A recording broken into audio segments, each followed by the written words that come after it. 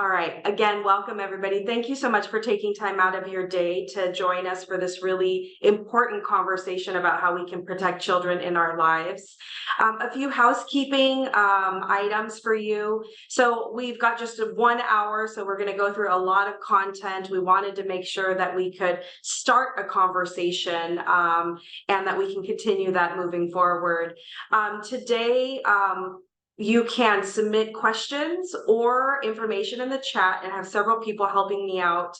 That if you have questions, please lay them in there, and then towards the end of the webinar, we will answer any of those questions we can. But also, if we don't get to all of your questions, what we're going to do is pull the questions out. We'll do a summary of your questions and then email it to everybody along with a few other things. So we'll be emailing you the presentation, the recording of this presentation, and then we'll also be emailing you a one tip like a tips and tricks sheet also, that some information on some of the resources that we're going to talk about today.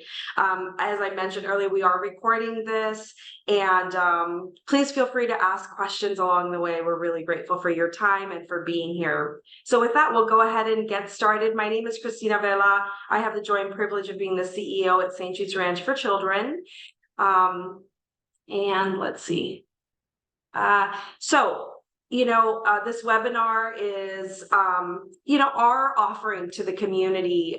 So many people are interested in how we can protect our children from sex trafficking and have questions about our work at St. Jude's. And so we're happy to be here with you. Let's see.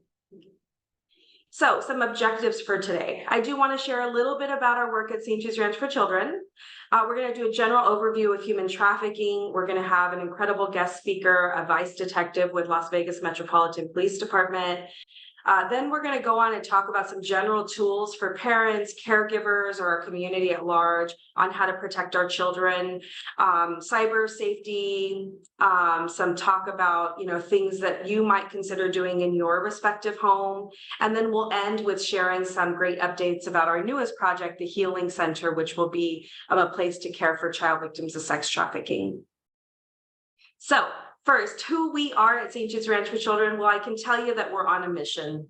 We're on a mission to transform, or really a better description is to create pathways for hope and healing for children and young people that come from hard places. And the hard places that I'm talking about are children that have been exposed to violence as children, or victims of abuse and neglect, victims of sexual exploitation, child victims, and young people that are experiencing homelessness. That's that definition of hard places for us. And so we serve our children and young people in a variety of ways.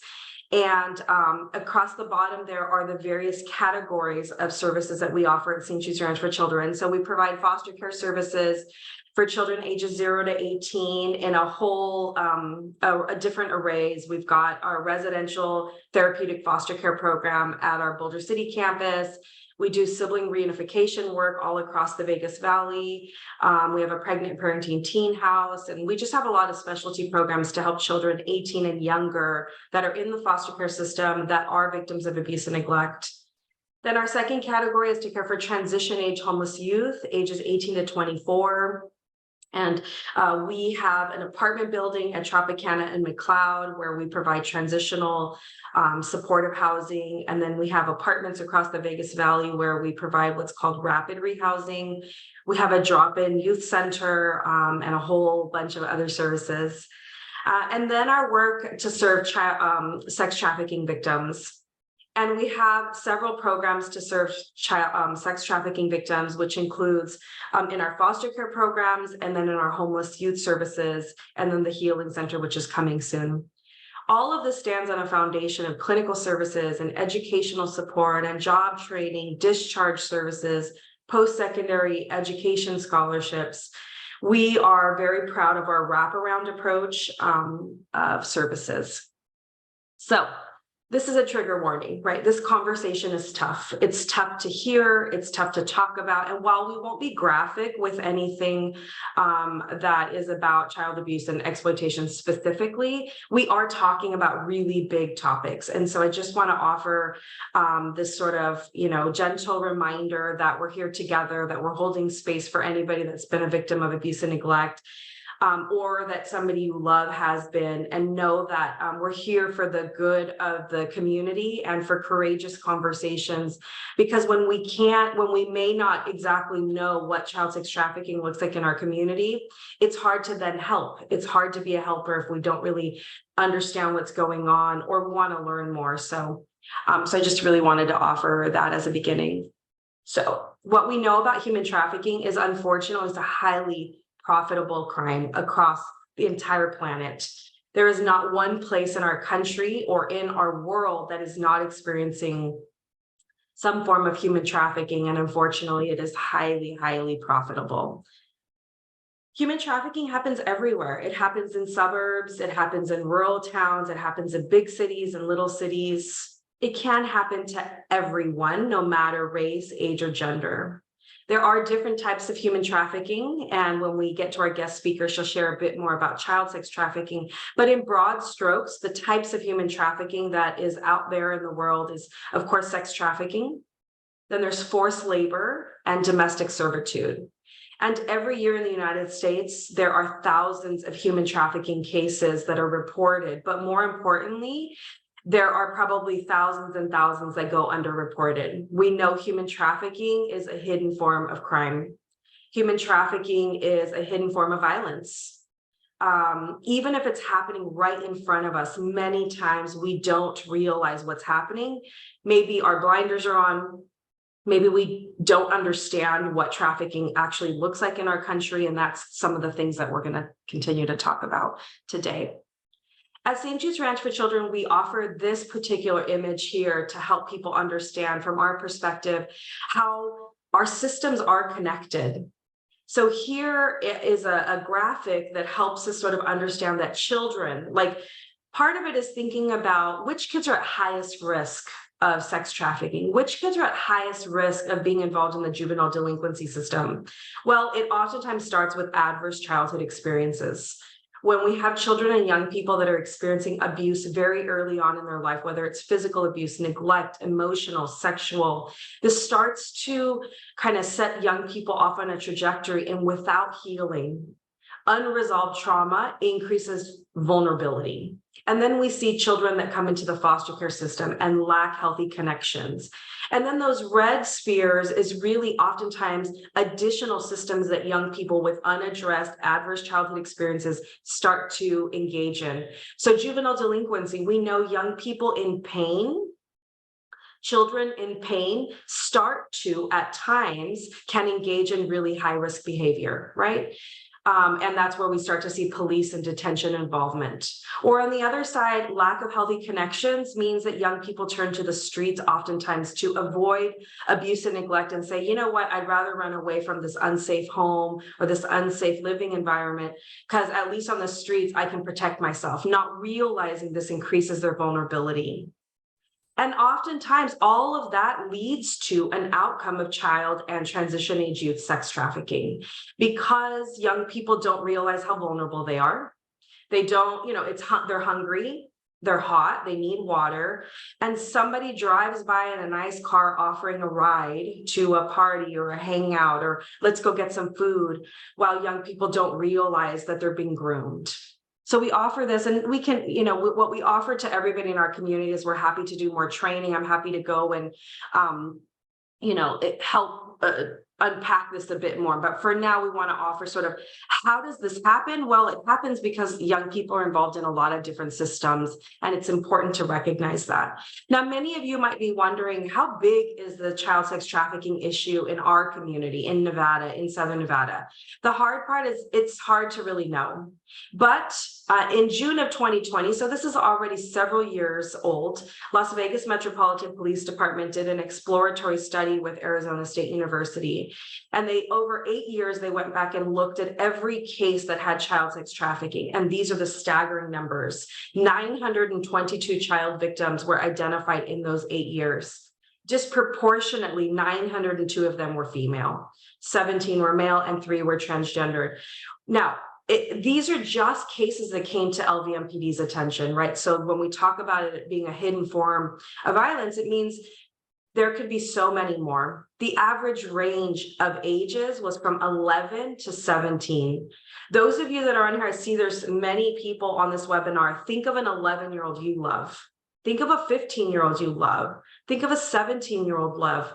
And that they could have been one of these 922 child victims, because all children are at risk. 28% of the children that were included in the study, 28% were prior victims of sex trafficking, which is really heartbreaking. Disproportionately, sex trafficking is affecting Black and Brown children at a higher rate than other children. And some of the numbers here are just really, incredibly staggering. There's one more slide I'll share with you.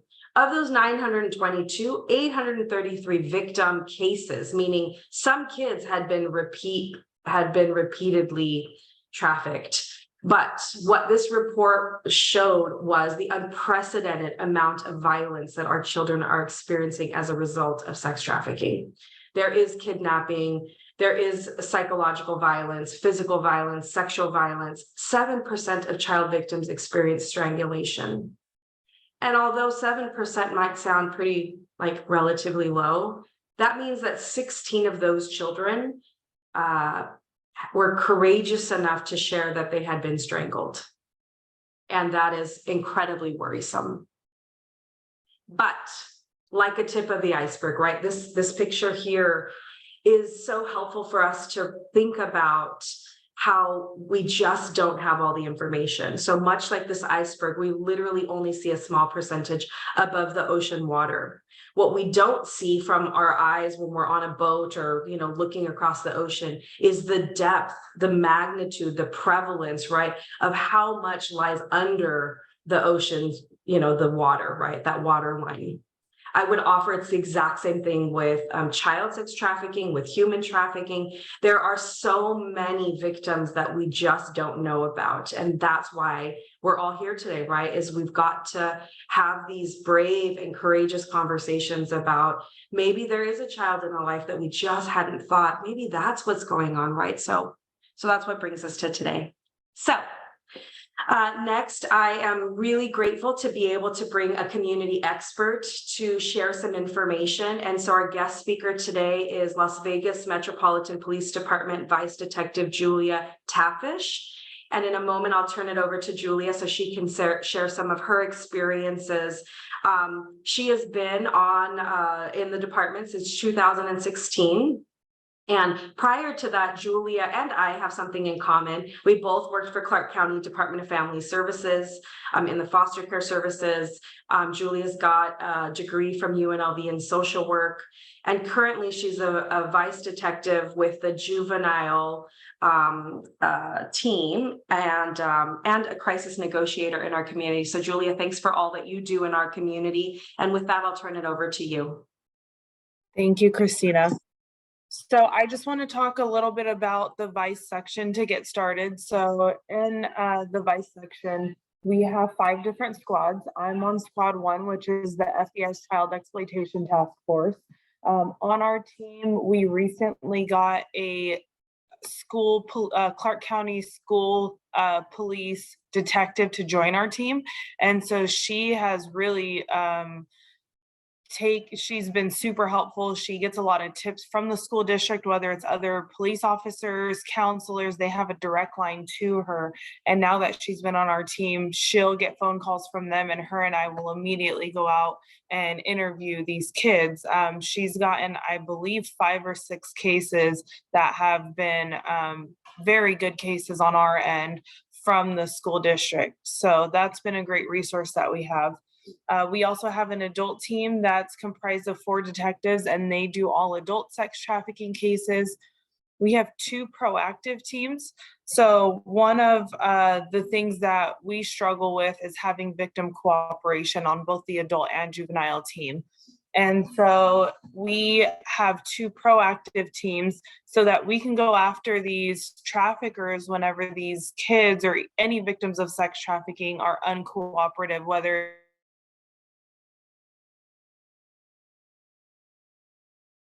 court, they don't want to tell on their trafficker. There's a number of reasons why they don't, but we do have 2 teams that proactively go after these guys. They make the state the victim, so therefore these victims don't have to go and testify. And then we have our enforcement team, and those are the guys that are out there working every night. They're actually making contact with victims of sex trafficking.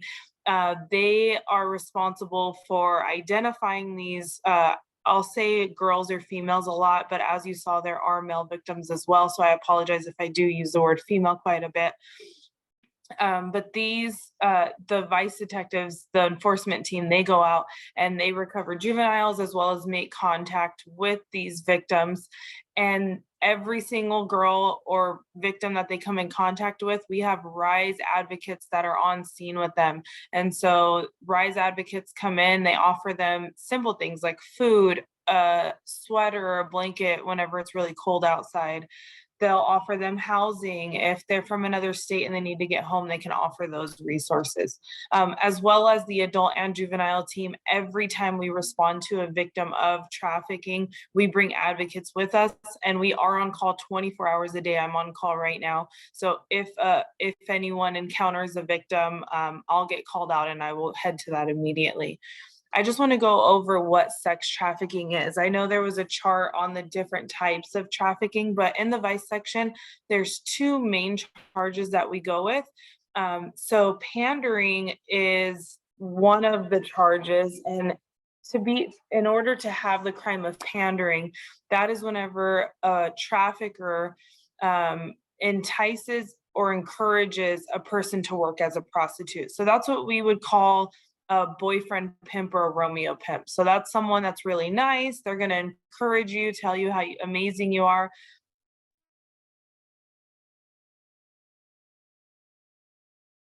Turns into sex trafficking. So it starts out with pandering typically, and then eventually if a victim decides they don't want to work for whatever reason, they want to take a night off and it upsets the trafficker, it typically turns into sex trafficking. So in order to have sex trafficking, you need the force, fraud, or coercion. The only difference with children is there's no such thing as pandering. So no child can ever consent to working as a prostitute. They cannot consent. Therefore, it is automatically sex trafficking. So even if it is the nicest trafficker in the entire world, and that person is 17 years old or younger, it is automatically sex trafficking a child.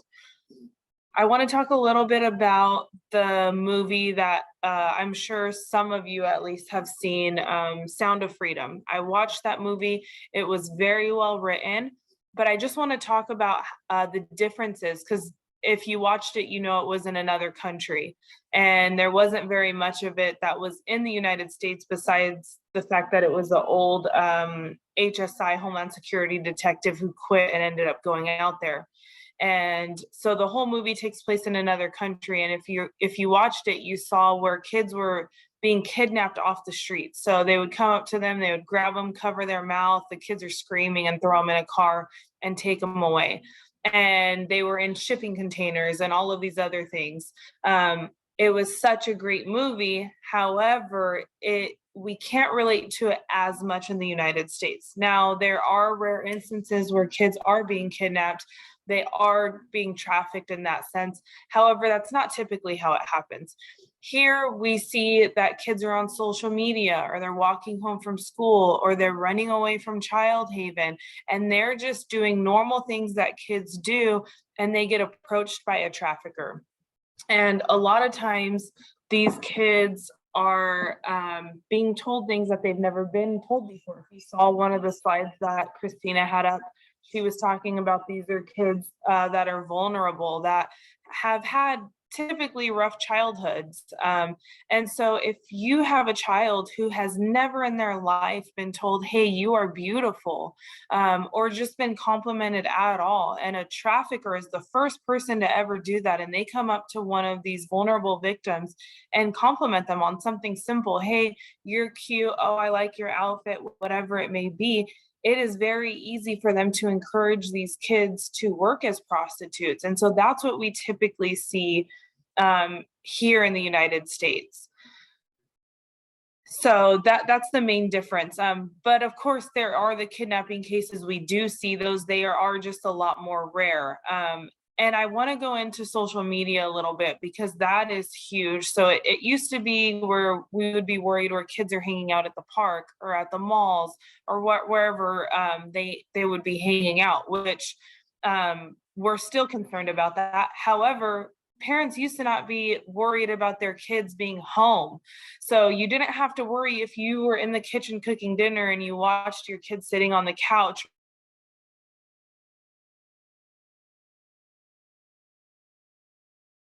Now you even need to be concerned whenever your kids are right in front of you because they have a phone in front of them and they're getting messages. And so now it's all about being aware and being involved in your kids' lives and going through their phones. I can even share another detective in our unit had their kid chatting with an older person that they didn't even know about. They go through their phones often and caught it very, very quickly, but it even can happen to us and we investigate this crime. So just be aware. We'll talk about some signs to look for whenever it comes to children. If a child is changing the way that they dress, if your daughter used to dress very conservative and now she's leaving the house trying to wear tiny shorts and a crop top. That's normal behavior for a teenager, right? They're exploring and they're becoming their own person. But if it becomes drastic, that's something to look out for. If they have unexplained money, if your child is 14 years old and they don't have a job, but now you see them walking around with money, that's going to flag. If they've changed their attitude completely, if they were always a very well-mannered kid and now they're acting out constantly and they're just super disrespectful, or you can see they're going through trauma, that's a red flag. If their schedule has changed, if they're out late at night, kids at school, and this is also for people, I teach a lot for schools as well. If you're at school and you notice that a kid is sleeping all morning and they're on graveyard hours, that's not normal for a child to be on graveyard hours. If a child has two phones, a lot of us that have jobs, I have two phones, a lot of us do have two phones. A child should not have two phones.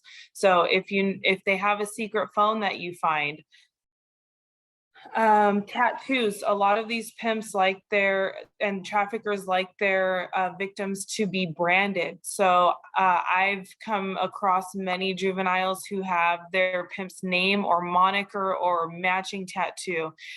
They will even be as bold as putting them on their face. I've had across the jawline, across over the eyebrow. They'll get matching tattoos on their arms, whatever it may be. Tattoos are huge. As well as there's something called soft branding now. So some traffickers want their victims to stay worth a lot of money and they don't want to brand them with an actual tattoo. And so they will do what's called soft branding, and they'll get them a chain with their name on it or the pimp's name on it, which matches theirs. So those are just some signs. Obviously, don't take one thing that I said and run and say, oh, they're being trafficked. But if you start seeing a number of these things, I talked about the detective that works for school police. She got a tip from a school. It was as simple as a person in the lunchroom, employee of the school district, overheard a group of kids talking about making a lot of money. She thought that it might be sex trafficking related and sent that information to our school detective. Her and I went to the school to interview this child, and the child called her mom. When mom showed up, we decided to talk to her first. Obviously, she's concerned that the police are there to talk to her child. And we asked her if she believed that her child might be involved in sex trafficking. And that sounds like a scary word, and it is a scary situation. So she rightfully so freaked out a little bit. And we explained what sex trafficking was. And she said, my daughter is not involved in sex trafficking. There's no way she's. And I asked her all the questions that I just talked to you all about. So all the red flags. I asked if she comes home late at night, if she's changed her attitude. And all of a sudden, mom and stepdad are like, yes, yes, yes. And it turns out that she was just getting introduced into being trafficked. She was getting dates set up for her, and she was going right down that path. And mom and stepdad just couldn't believe it at all. And so definitely pay attention to these things. And if you start seeing a number of them, then that should be raising a red flag. And we'll get right into what you should do if you do notice some of these red flags. So you can call our office. I can give out that phone number. It is 702-828-3455. And we investigate every tip that we get. If it is an emergency, obviously call 911. We don't want you calling 311 or our office if it's an emergency or something that's happening right now. So utilize 911. Patrol officers will come out, and then they will call the vice section, and that's whenever we respond. But if it's something even as simple as, hey, my neighbors have several people coming in and out constantly all day, I think that it might be a house of prostitution, or anything that you think that we should investigate, you can send it anonymously. You can call our office. You can email vice@lvmpd.com, and we investigate every single tip that we get. So that's about it. If anyone has any questions, I can definitely answer some stuff for you. Thank you, Julia. That was really a great overview. I do have a question. Maybe you could talk a little bit about sextortion and, some of the things that we've been seeing or hearing about is like, those online chats on like, social media, those DMs asking for pictures, kids providing pictures, and then that sort of sextortion part of like, well, if you don't do this, then I'm going to send those pictures to your mom or your, so do you see that having a role as well?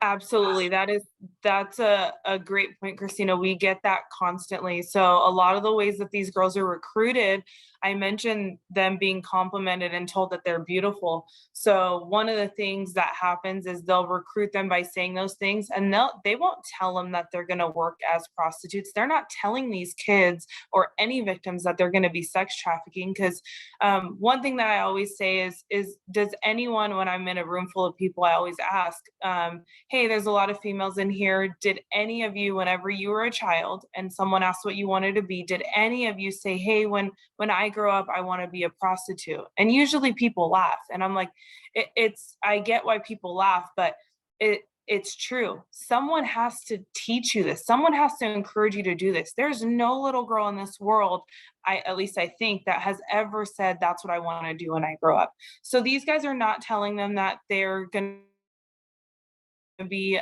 trafficked. What they tell them is they're going to be a model, or they're going to be, it's typically a model, and they're going to set them up with an agency, and they have a professional photographer. And so they'll set them up with a photo shoot, and some of them look completely legit. They'll take them and get photos done. And then while we're taking those photos, well, hey, you can make a lot more money, but all models have to pose topless or whatever it is. And so they'll tell these girls to take off their clothes, and it's not a big deal because everyone does it. And so they will have them take these photos. And so eventually, as they build this relationship with this victim, they will eventually tell them that they need to go out on a date. And so then that's where the girls might get spooked. The victim might say, hey, that's not what I'm here for. I thought I was going to be a model. And so if this child comes from a very conservative home or a religious home or whatever the case is, these traffickers will threaten them. Hey, does your mom know? Do you want your mom to know that you took nude photos? You see these pictures? I'm going to send them to her. I have her address. I have her email. I have her social media. I'm going to make sure your entire family sees all these photos. And I'm going to tell them that you came out here and you met me because you wanted to be a prostitute or whatever the case is. So yes, we see that all the time. And our goal is, and you all know how dangerous the internet is, but our goal is to confiscate those devices, go after those traffickers, and to take those images. Of course, that's not always feasible, but we take a very, very victim-centered approach, and that's something we have to build rapport with these kids whenever we're making contact with them. A lot of these juveniles, they are, by the time we meet them, they've been doing this for a period of time, and they truly believe that this is what they want to do. And so in order for us to get their cooperation, we really have to build a rapport and talk to them and let them know that this is not right, and just get them to really realize that they are victims, and they don't like the word victim because no one wants to say, hey, I'm a victim. Yeah. But we really have to explain it to them. We offer wraparound services, and our number one goal are the kids. We come in, we want to make sure they're okay, see how we can help them, see what services they need, whether it be advocates, CPS, housing. We work with so many different agencies as well as St. Jude's.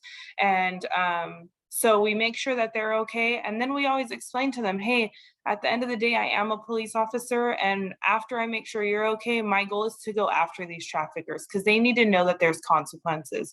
And so that's how we do things. Yeah, thank you for that. The second half of this particular webinar, we will be sharing some resources on those online, with technology. So for those of you that are panicked that your kids have cell phones, I worry about that too, right? As a mom, we'll share some of that information in the second part. Julia, before, we wrap this part, I guess a question for you is maybe a two-part question. One is, how many young people do you encounter that actually want the help, right? They're ready for it. And do you feel like we have enough services in our community to be able to provide that support, or like, where do you feel like those gaps are? So the first part of your question, I'm sorry, I got focused on the second part of your question. What was the first part? How many young people want help? Is it you see they're ready or they're still apprehensive? Like, what's that experience for you when you see a young person who needs the help, but either maybe they're ready for it or they're not? Sure. So I would say right now, just this year, I would say about half of them are repeat victims. So we've seen them before, we've come in contact with them before, we've given them resources, and we've either attempted or arrested a trafficker. A lot of these kids will need different resources. So they might take me up on, hey, I want to get housing, but I'm not ready to leave this lifestyle. So sometimes it does require us to come in contact with them multiple times before they're ever ready for any services. But when I have a work phone, and it's a cell phone, and every single one of my victims knows they can call or text me. If they're in any type of danger, of course, I tell them the same, call 911 if you're in danger right now. But if you just wake up one day and you decide, even if you were uncooperative with me, but you decide you want help, you can call me anytime and I will come out and talk to you. So they know that. And I have had that happen several times. I've only been on the child team for 1.5 years now. And I've had 3 victims call me at a later date and say, hey, I'm still with this guy. He beat me up. Can you help me? And so now I can't say it happens. I wish it happened a lot more often, but it has happened. And then the second, I'm so sorry. I set an alarm, so I didn't keep going. The second part of your question, as far as resources, there's so many.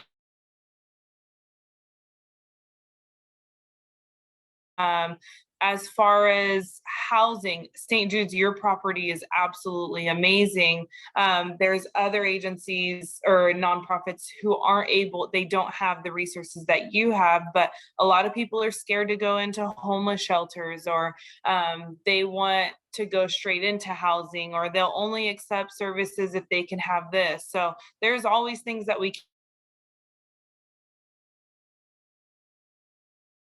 is coming into the light a lot more. So there's a lot of more people stepping up and willing to help. But there's always going to be more things that we can do. And a law that just changed July 1st, I don't know if anyone is familiar, but all victims of sex trafficking, if they were engaging in prostitution, so if they had a charge against them, whether soliciting prostitution or loitering for the purpose of prostitution, they would be taken into custody. And it gave us time to build rapport. And people didn't like it because no one wants to see a kid go to jail. No one understood that we weren't prosecuting these kids. We just needed a safe space so they wouldn't go back to the trafficker at that night. And now they're not being taken to juvie. So that's a challenge that we're working through right now is, hey, where can we put these kids that's safe, which St. Jude's is helping with that. It should be open soon from my understanding, but we need a locked facility to where they can't go back to their traffickers, but it's not a jail. So we're working through everything. Things can always get better, but yes, everyone is working very hard to solve these problems. Yeah, thank you so much. I mean, I think some things that really stick out to us is really about the power of relationships, right? And so thank you for being one of the people in our community that will answer that call late at night or on that cell phone of somebody who's ready to step forward for help.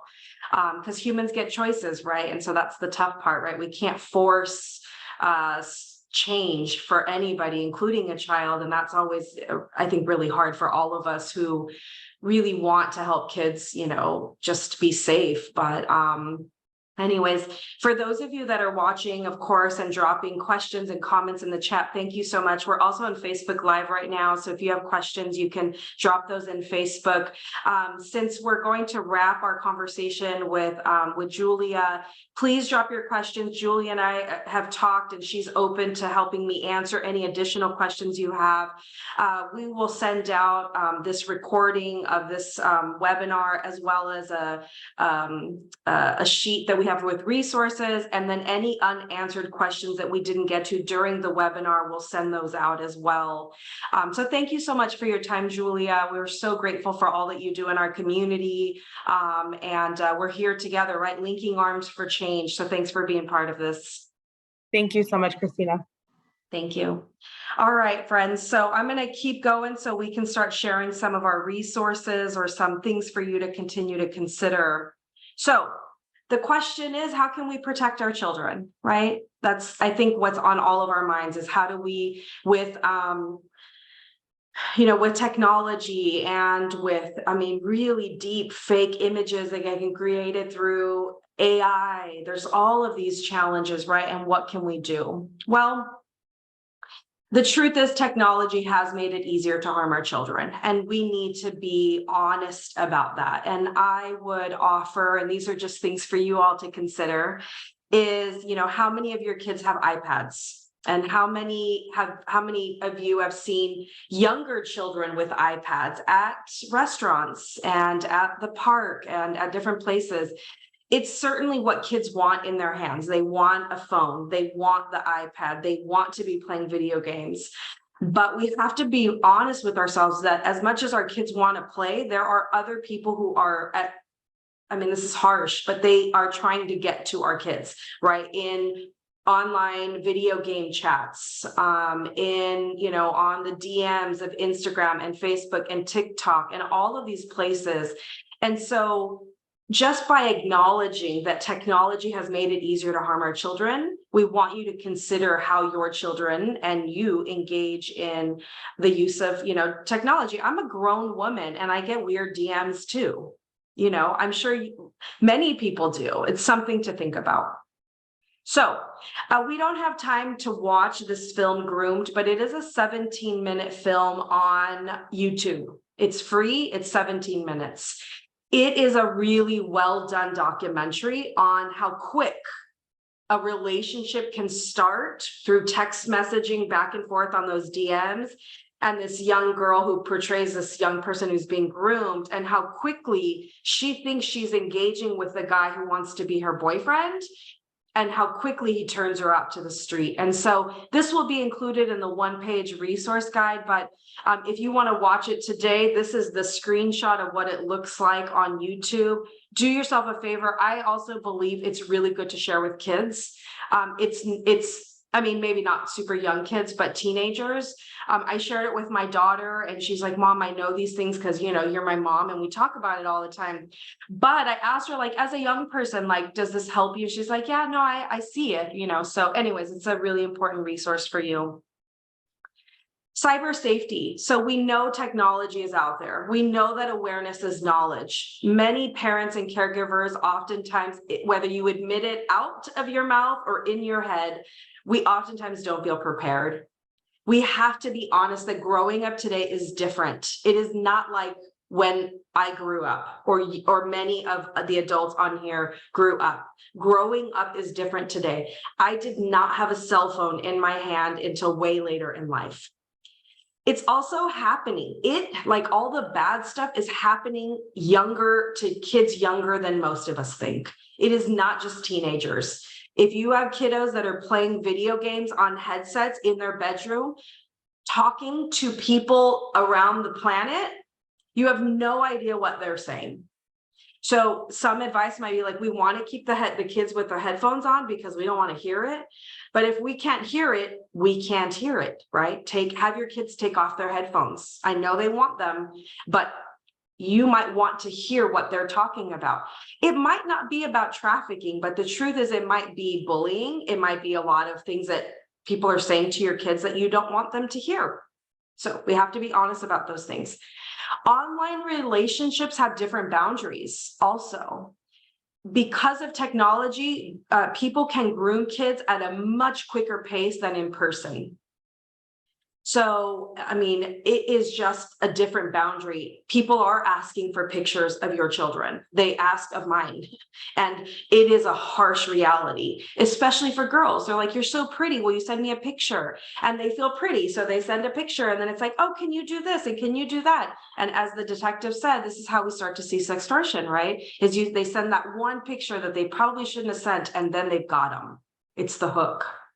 And shame is the biggest obstacle to seeking help. And isn't that true for everything in life, right? Shame of all kinds of things, but shame loses all of its power when it's spoken. And so we really need to have these courageous conversations with our kids.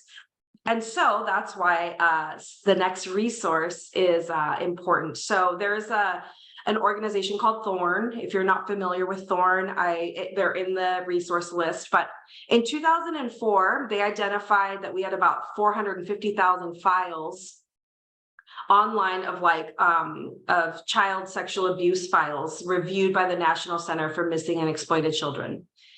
Since 2019, it's 70 million files. 63% of victimized children that Thorn encountered had been advertised online. As many as 1 in 7 runaways reported to the National Center for Missing and Exploited Children likely became victims of trafficking. Thorn is an incredible website. If you haven't been there, Thorn really talks about how online pornography and access to sexual content has really exponentially impacted trafficking and all of that online stuff. So you can take the first step on their website. This is a little screenshot from them. They have, and I'll show you one more screen. Thorn's goal is to accelerate victim identification. It's to equip by making platforms safer and to empower children and adults to know what's going on. The next slide is on Thorn's website. They have conversation starters. So if you as a parent, you don't know what to ask, there's a resource for you. So you can see it's a suitable for ages 8 to 9, 10 to 12, and they have a bunch of different conversation starters. You can add and you can flip through these little cards and it'll give you like a topic. And when you're driving your kid to the football game or you're driving them to California, like you can have these great conversations with your kids. You're on a walk. Like, what are your, instead of like, the direct question, which will shut them down, it's sort of like, what do you guys do on your phone or whatever? And there's these conversation starters that I really encourage you to really consider in your lives. Another resource that I absolutely love is on Google. It is for free and it's called Be Internet Awesome. And it's about helping kids be safe, confident explorers of the online world. The truth is we cannot get rid of the internet. It's not going away. Technology is not going away. So how do we equip our kids to, from a preventative perspective, to be safe and confident explorers of the online world? This Be Internet Awesome is free. You can access it, and they actually even have a video game. So play your way to Internet Awesome. Kids can actually play this game that Google has created that they try to get information from the kids, and sometimes they lose because they didn't, they lose the game because they weren't safe. Right? They gave information about where they live or whatever. So the Be Internet Awesome is about teaching kids to be smart, alert, strong, kind, and brave. And so they've got all these kind of rules that are good for not only just preventing sex trafficking, but helping our kids just be, better kids online, right? So don't fall for fake, right? If it's questionable, we got to teach our kids to have some critical thinking. If it doesn't feel real, it probably isn't. And it's cool to be kind. I mean, wouldn't that be nice if when they're playing video games, if they'd actually be kind of nice to each other and not say mean things? I mean, people do that, right? If we're being honest, they do this. When in doubt, talk it out. If you're afraid, right, that shame part is talking to an adult you trust to say, somebody sent me something that made me feel really weird, right? These are these courageous conversations we need to have. So we're getting to the end of my presentation so that we can wrap on time, but there's a couple things that I just want to share with you on protective capacities. You are your child and the children in your lives' #1 protector. And some of the things you can do, first and foremost, is to set a high standard of love in your home. If your children understand what true love looks like, and true love and kindness and compassion looks like, a trafficker will never have a chance at convincing your kid of what they offer is love, because your child will already know that isn't real, or that's not what love looks like. So it's really up to you. It's up to me.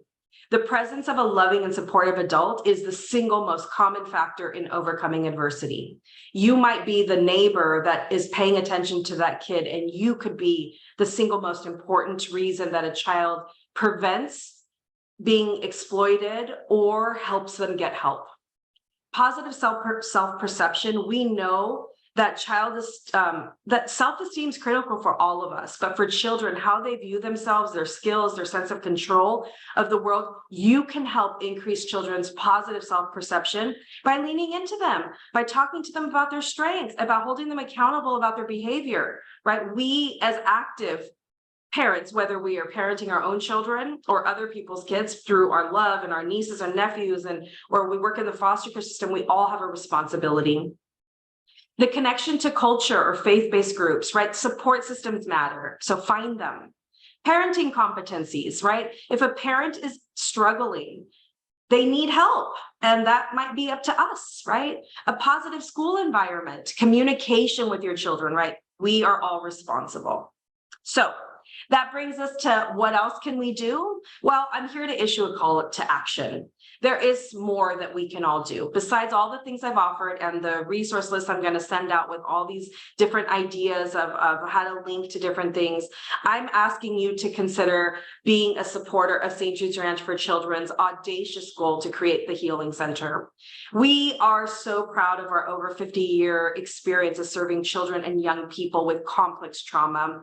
We are so proud to have a highly experienced team, a track record of proven outcomes, our resources. We have a lot of land and partnerships. So the Healing Center will be a very specialized and holistic place of care for child victims of sex trafficking to break the cycle. Our goal is not to just house kids. Our audacious goal is to break the cycle so that young people can move from being a victim to being a survivor. But being a survivor is not enough. We need young people to become thriving members of society.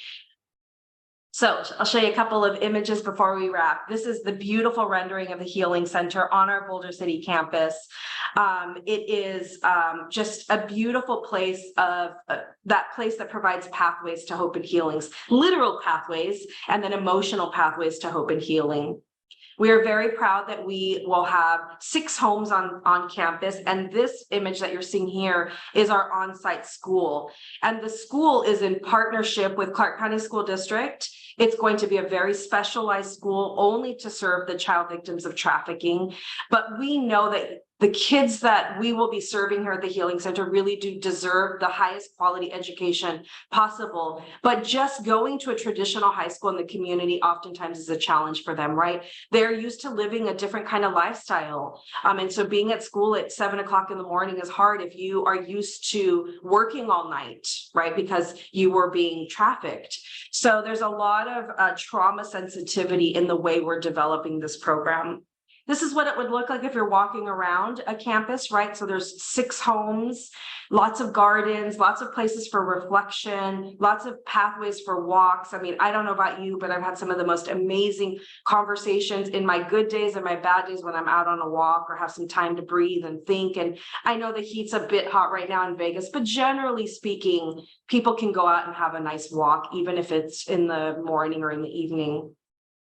So this is the question to you. What if you could do something, right? Well, with St. Jude's Ranch for Children, you can volunteer your time. We have a thrift store that needs volunteers. We need people to help with special events. We need you to help come sort our donations. There is room for everybody to volunteer. And we are a volunteer site where you can bring your children.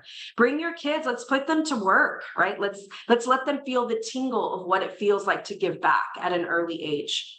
Second, you can invest. You can support the new center. The Healing Center is a new place. It is our, it's a sign of hope. It's shining a light on what's possible. So right now, any contribution that you make will be matched 100% before August 4th. So if you have $20 to give today, if you go online and you do a $20 donation and you put it's for the Healing Center, that $20 will become $40. If you have $100 to donate, that $100 will become $200. And you get my point, 100% matched until August 4th due to the incredible generosity of the Ingolstadt Family Foundation. You can donate items. We have incredible needs of furniture and clothing, gently used furniture or gently used clothing for children and adults, because we serve ages 0 all the way up to 24. So we need all kinds of things. But if you donate items, we also may sell them in the thrift store. And 100% of those items, or 100% of what we sell in that store supports our programs. And if you go into our thrift store on the Boulder City campus and you interact with a young person, oftentimes they live on our campus and they have a job because you come into the store. Or you can be an advocate. Just learn the signs, step up and speak up for others that are unable to advocate for themselves. We will create the Healing Center. It is under construction now. It is planned to be open in fall of 2024. It will be the only residential treatment center with these specific housing options in Southern Nevada, and one of very few in the country, that we are building it from the ground up on purpose with intention to serve this population. And we're so proud of our entire team that has been putting so much thought into the built environment and how built environment can support healing, but also all of the programming. We have survivor input. We are just really just so excited about the future. I mean, look, let me be honest with one thing though. I wish none of this was necessary. I wish we didn't have to build the Healing Center. I wish we didn't need to open more foster homes. But until that day, we have a lot of work to do as a community. So with that, I want to close with offering our vision is we see courage in our supporters to stand for this population. We see bravery in the victims that we serve, and we fundamentally and absolutely see hope for the future. The question is, what do you see, right? So you can scan this QR code right now if you'd like to give today. Or you can visit our website if you'd like to learn more information. You can drop your chat. As soon as this webinar ends, you're going to get a quick survey with 3 or 4 questions. If you'd like some follow-up, we'd be happy to do that. And with that, I'd like to thank you. I am so impressed. It's 10:55.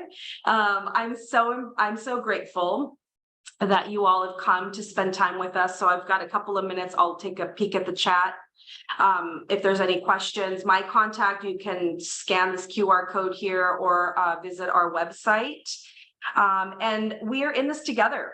And I'm here if you need anything. I'm happy to come and provide some training if you need anything at your organization. If you've got a social group, your church group, your friend group, your family group, your business, we are here to support. And whether you want to support the Healing Center specifically or not, we are here to help you just learn more. And I've got a lot of kinds of presentations that I can provide on more tools and all kinds of stuff. And so as we head back to a new school year, you know, our kids need us to be paying attention. So I'm so grateful for all of you. Let me see if there's any last chats. Thank you for the positive. Yeah, jam-packed with information. We will send you resources. Lots of, somebody asked, is it a state law? And my guess is to the detective, yes, there is a new state law in Nevada that we can no longer take child victims to the juvenile detention facility.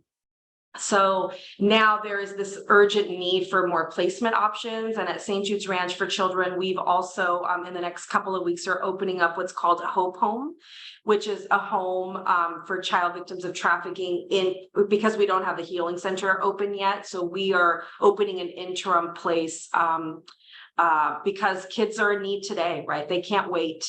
There is an urgent call to action for each and every one of us. So with that, friends, thank you all so very much for joining us. As I mentioned at the beginning of this, give me probably till Monday and I'll send you this recorded video, a list of resources of the things that we talked about, and there's so many others that I didn't get a chance to share with you. And I was going to send you something else. I don't know. I said something else. The list, the PowerPoint. Oh, and a list of any questions that you have. So thank you all again. Have a wonderful Friday, and we will see you soon. Take care, everybody. Thank you, Detective, for joining us. Julia, I know you're still there. So thanks so much for spending some time with us. Everybody have a great day. Take care.